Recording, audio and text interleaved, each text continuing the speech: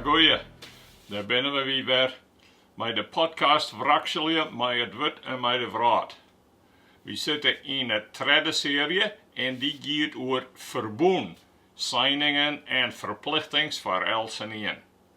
We begonnen de serie met het Ferbûn dat God hier sletten met Noach en zijn nateam, ja, met alle mensen in de wraad, die nou ook nog libben. En we zeggen dat na die tijd, kwart daarna, zal ik het in Genesis, dat God een oorverbond maken met Abraham en zijn nateam. En nu vragen we u zelfs, hoe zit het nou? Met dat allereerste verbond, is dat voortrekken, is dat ophulden? Maar dat wie eens net zo. Het wie de hele tijd nog al de bedoeling dat God werd naar alle naties van de wereld zou gaan om daar ook zijn koninkrijk te herstellen. En dan zullen we na Pinksteren, als Paulus en zijn mannen de hele wereld ingaan, dat ze ook weer omgaan naar dat eerste verbond. En naar het en dat ze opmerken dat alle mensen terug God schepen binnen. Ja, dat hier haren het libben en het ziekheljen en alle goede javen joen had. Maar we hebben net een protenijtocht over het verbond met Abraham. Dat wie het oude verbond zat vaak gezegd wordt in het woord. En hoe dat verloren is in het nieuwe verbond. Dat God sluiten had met de ware zoon van Abraham en de mensen die hem volgen willen. Dat is het nieuwe verbond in Jezus Kristus. Dat daar zullen we het nou over hebben. Nou zullen we zien naar zo'n fasetten van het oude verbond en hoe dat verloren is in het nieuwe verbond. Er zit een soort informatie in deze episode dat we moeten het maar weer in 2 stukken knippen. En dit eerste part, deze eerste sessie, zullen we het hebben over de eerste fjouwer van de zon punten en dan de tweede, de laatste 3 van de zon. Het eerste punt dan waar we het over hebben zullen is de mienskip van het verbond. En ik heb dat neemt van een nasjionale naar een wrâld-wide mienskip. Het oude verbondsvolk begon met Abraham en zijn nateam. Van de oudveers aan de 12 stammen. En doet Abrahams nateam vertiezen rekken in de Canaanitische cultuur, bracht God haren naar Egypte te. Zat er al zijn hier tjen Abraham. En na 4 eeuwen werden ze uitgegroeid tot een grote menigte mensen, wils de Canaanieten, troch haar seksgodsdienst, na eeuwen van geduld van Gods kant, riep wienen voor zijn oordeel. Dus, doe bevrijdde God de Hebreeën uit de slavernij in Egypte en laat haar naar het land dat er haar een oerpaken te zijn hier. Daar zwarge God voor haar via de rechters aan Samuel en verder tot een hichtepunt in koning David. En de ware climax kwam in de ware zoon van David, Jezus Kristus. Het nieuwe verbondsvolk begint dan ook met Jezus Christus en zijn 12 apostels. Het gaat dan terug via de 22 predikers van het koninkrijk van God. Wis weer, het oude verbond wordt vervullen in Jezus Christus. In plek van Gods verbondsvolk wordt het nou benamen de Tsjerke van Kristus en het koninkrijk van God. Dat is de familie van Jezus. De jongen die naar zijn wit hartje het leef hebben en daarna libben willen. Het omvat de volgelingen van Christus in een groeiende menigte, geersteld uit de alle bevolkingsgroepen van de hele aarde. Die verschouwing wordt door Christus verkondigen en krijtstol, volgen door zijn apostels en discipels. Dat binnen ja, die hem trouw binnen en uit leefdevolle tang beruns wij, die werken wie door de Hillige Geast in word en diet nou zijn tjuren wezen willen. En we zorgen dat in de volgende 2 passages. Eerst in Exodus 19. Nou dan, als je me inmoedig naar mijn hartje en je houde je aan mijn verboen, dan zullen je me van alle volken, ekkel is de hele eerde minus, mijn bijzonder eigendom wezen. Je zullen mij een koninkrijk van priesters wezen en een heilig volk. En daar haakt Petrus op in zijn eerste brief, het 9e hoofdstuk. Jou jem dan bij hem, de libbene steen, die toch de meesten wel akkerd is, maar eerste keur is bij God. Lid je me zelfs ek als libbene stenen voegen in een geestelijke tempel.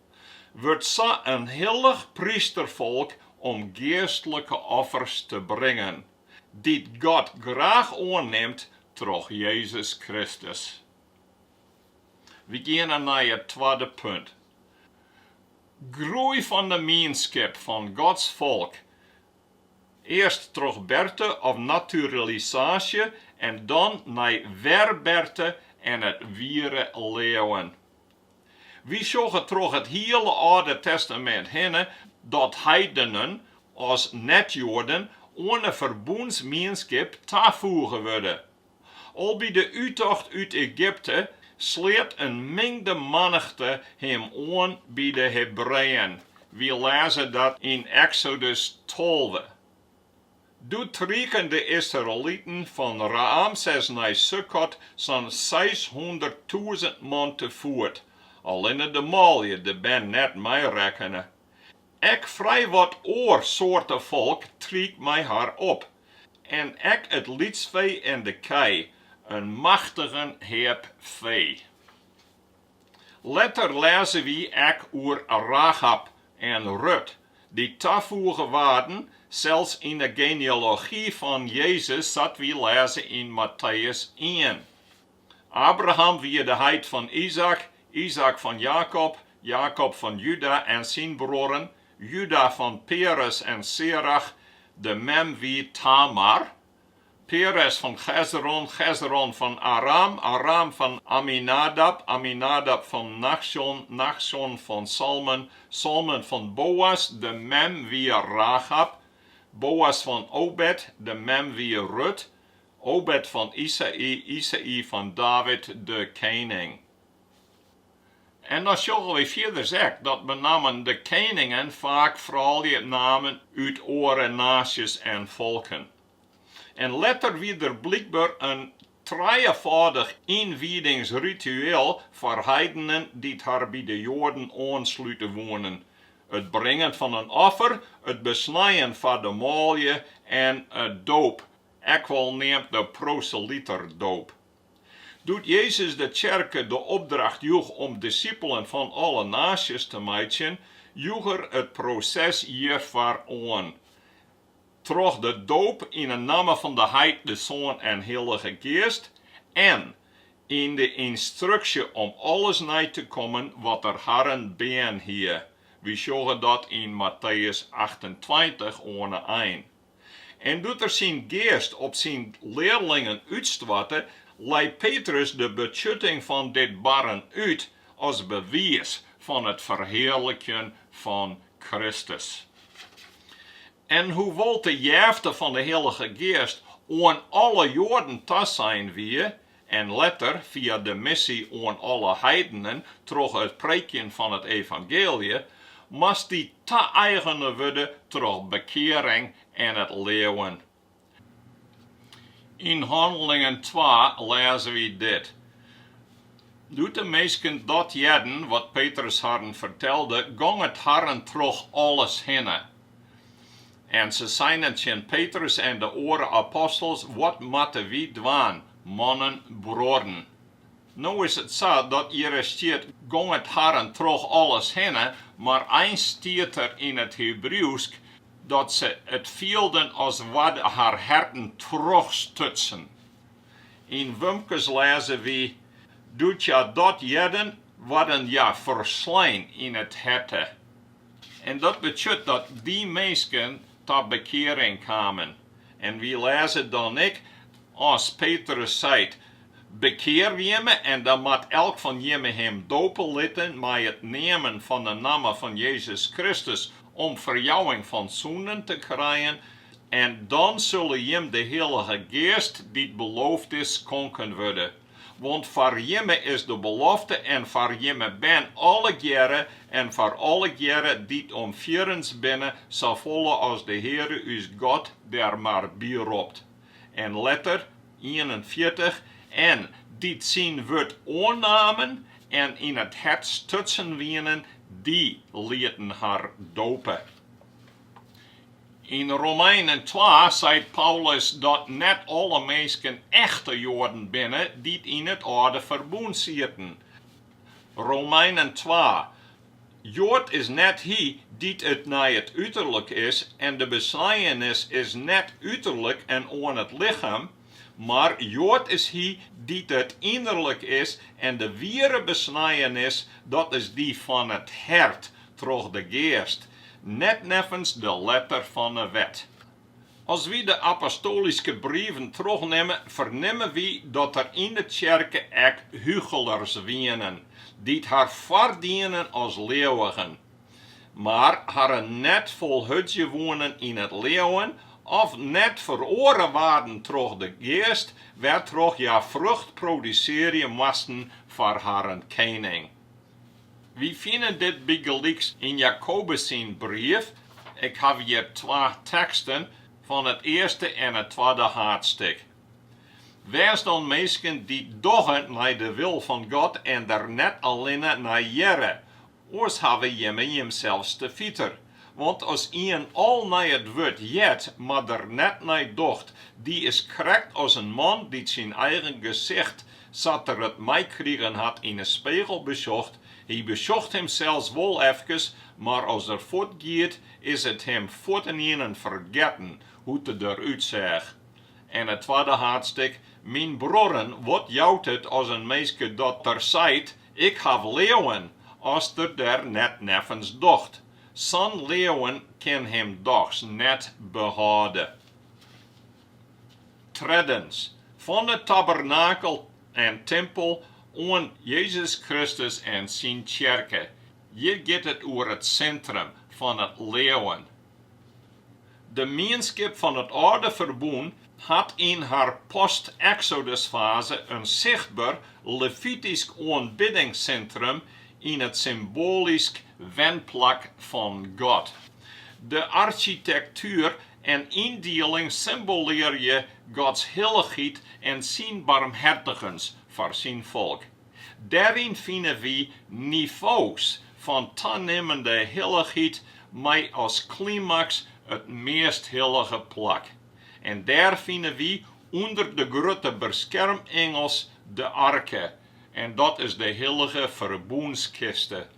Die de geervetting bevatte van Gods wet in de 10 geboden. En ook tekens van God zijn toereddings voor zijn volk. In het wonderbaarlijke manna en in Aarons staf. Want dat weer het bewijs van het door God aansteld leiderschap voor zijn volk.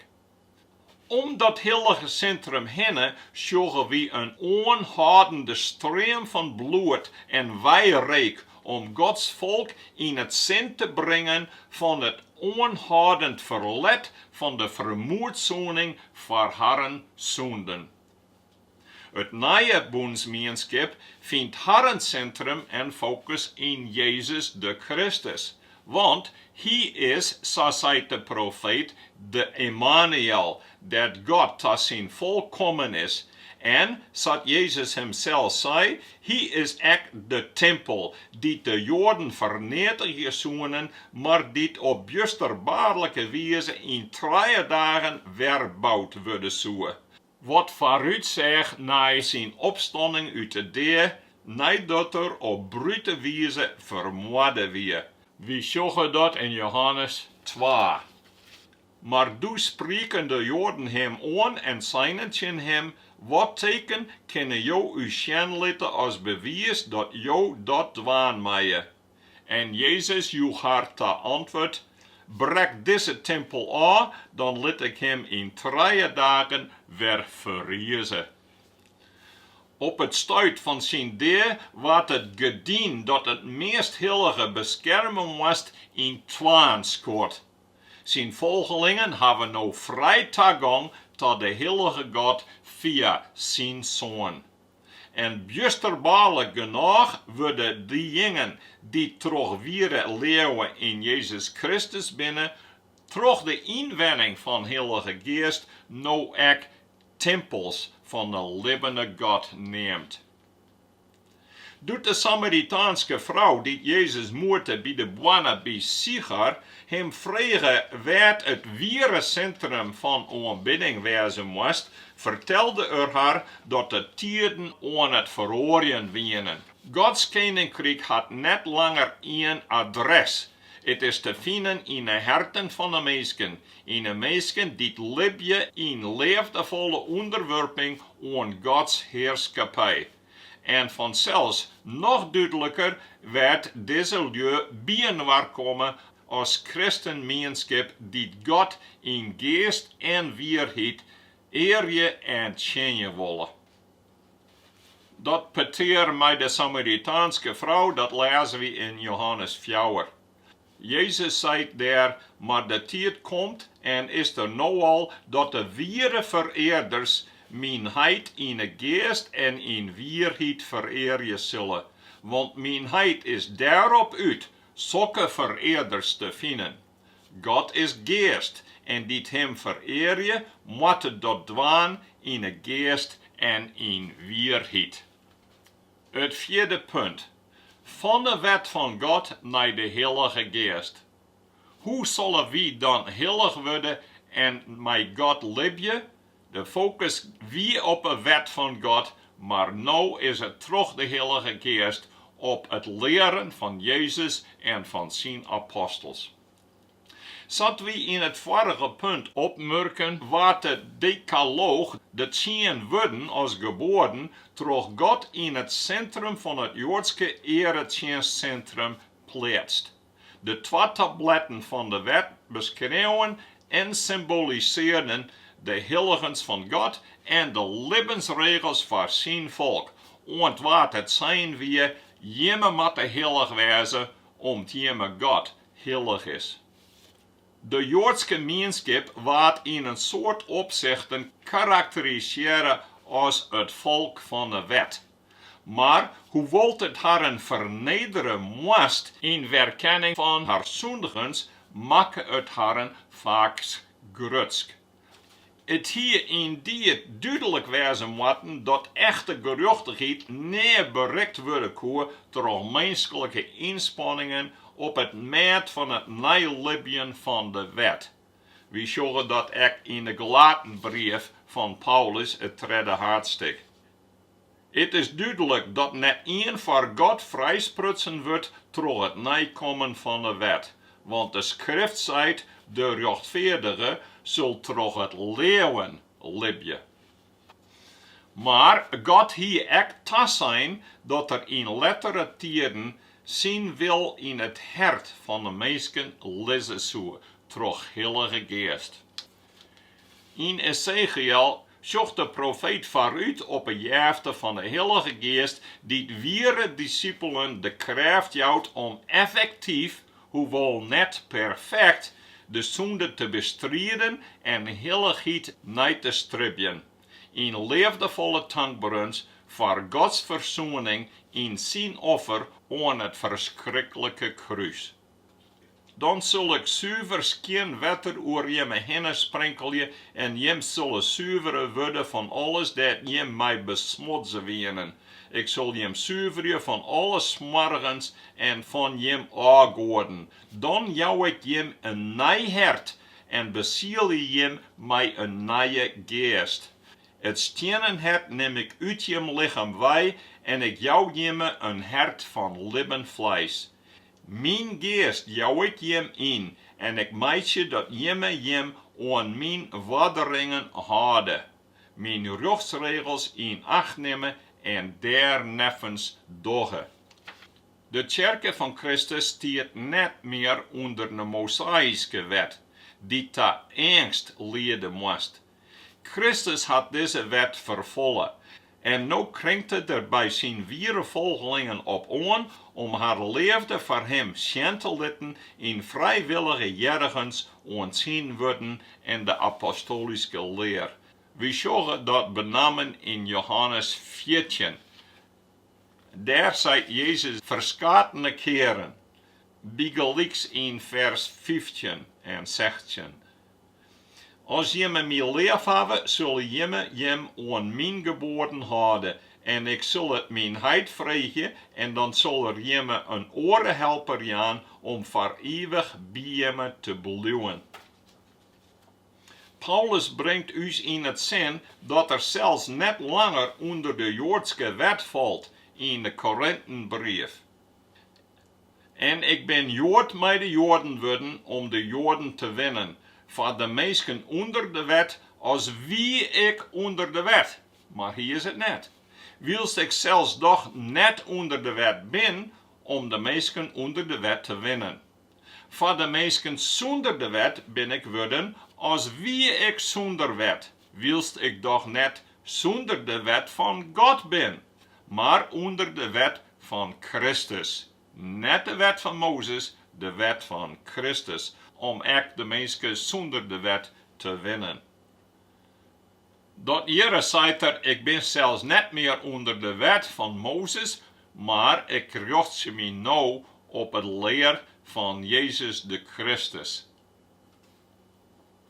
Zat Jezus zelfs op onderscheiden wijze beklammerd in Johannes 14, ja, die van Jezus hadden, omdat ja in weer leeuwen de busterbaarlijke opofferende leefde van God in Kristus begrijpen zullen ik mij haar hele hart zien leringen jerig wezen. En voor de Tsjerke houdt het in dat we ons net langer richten op de stenen wetstafels van het oude Ferbûn, maar op een libbene Kristus. Want hij had ons in zijn onderwijs en in zijn libben en terug zijn apostels duidelijker en mooier openbieren de heiligheid van de heid. En hoe we ons leeuwen tonen moeten in liefdevolle dienst aan hem en in ons jergens aan de apostolische leer. In Galaten 3, vers 24 verwijst Paulus naar de Mosaïsche wet die aan Israël joen werd en die aan de komst van Kristus als pedagoog, een opvoeder van ben, tjenne. Eer het leeuwen kwam, zitten we opsletten onder de twang van de wet, aan de tijd dat het leeuwen openbieren worden zou. Zodoende had de wet ons oppasser west aan Christus kwam. We zouden op grond van het leeuwen vrijsprutsen worden. In Efeziërs fjouwer citeert Paulus de 68e psalm. Aan elk van ons is zijn eigen genade joen al niet Christus het joen had. En daarom wordt er zijn, hij is opveen naar de hemel en had zijn vijanden in een boeien slaan, hij had de mensen ek jeften joen. Dat hij is opveen, kan dat oors net betutten, als dat er ek delkomen is naar de Egypten, dat is naar de Erde. Hij die delkomen is dezelfde die ek opveen weer, boven alle hemelen, om het heelal vol slaan te maken. Hij zelfs had aan zijn Tsjerke gaan als apostels, oren als profeten, weer oren als evangelisten of hoeders en leraars, om de Hilligjen te rissen voor het dienstwerk om het lichaam van Kristus op te bouwen. En het blijkt dat als de Joden deze psalm leesden, 68e, dat ja tochten aan Mozes die de berg opging om daar bij God zelfs te komen en dan ook weer rond te komen naar de Erde te met de wetstafels. En dan zei Paulus, maar hier is het Christus die opstiegen naar de hemelse troonzaal en dat er wij komt in zijn Geast, mijn Pinkster, om jeften van godvruchtig leiderschap voor de Tsjerke te brengen. Om haar op te bouwen, te verenigen en te vervolmaken voor haar bregeman. Zo, nu hebben we de eerste fjouwer van de zoonpunten beschouwen. En in het tweede sessie van deze episode zullen we gaan naar die oren treien die er nog overblijven van de zon.